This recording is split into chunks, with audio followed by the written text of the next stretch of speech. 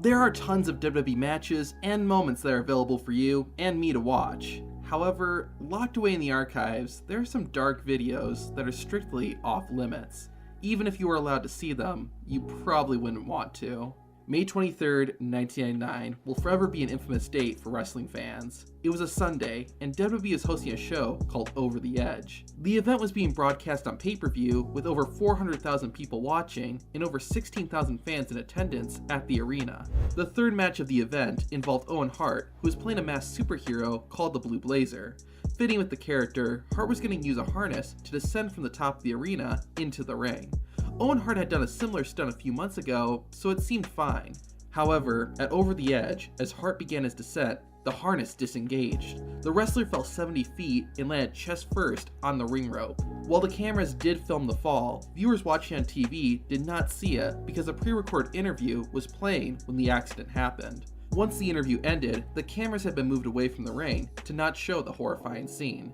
Video of Owen Hart's death has never been shown, but it does exist. In the WWE's film archives, the footage of the incident is locked away, with special instructions that say, never to destroy, view, or duplicate. The same year as Owen Hart's death, another tragic incident happened in WWE.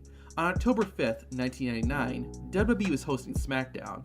One of the matches was between D'Lo Brown and Droz. Brown went to perform his signature running powerbomb on his opponent. Due to Droz wearing a loose shirt, D'Lo couldn't get a firm grip on Droz. This caused Droz's head to land hard on the mat and ended up fracturing two vertebrates in his neck. He thankfully survived, but the injury left Droz paralyzed and ended his career. The match was filmed, but the show is not being broadcast live. WWE removed the entire match from the show, and not a single clip of it has ever been released. However, footage of Droz being stretchered out of the arena did appear in a Do Not Try This at Home video that WWE produced. Before her passing in 2016, a documentary was being filmed about Chyna. The film was never finished, but footage from it ended up being used on a show called Dark Side of the Ring that was also documenting Chyna's life. There is one video though that was not used, and you'll be glad it wasn't. Back in 2016, while the original documentary was being made, the crew, as well as everyone else, lost contact with Chyna. After not hearing from her for a while, they decided to go to her home.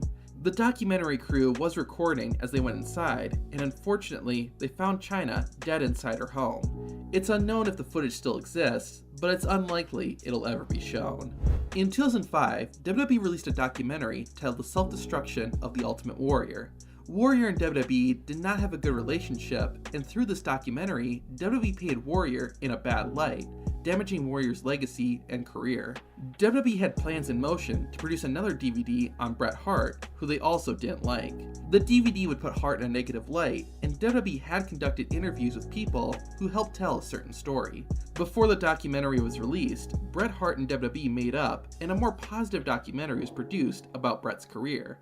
However, the footage and the interviews from the original Bret Hart documentary still exist. They sit in WWE's video archives, and it's probably for the best that we don't hear what WWE was originally going to say about the legendary Bret Hart.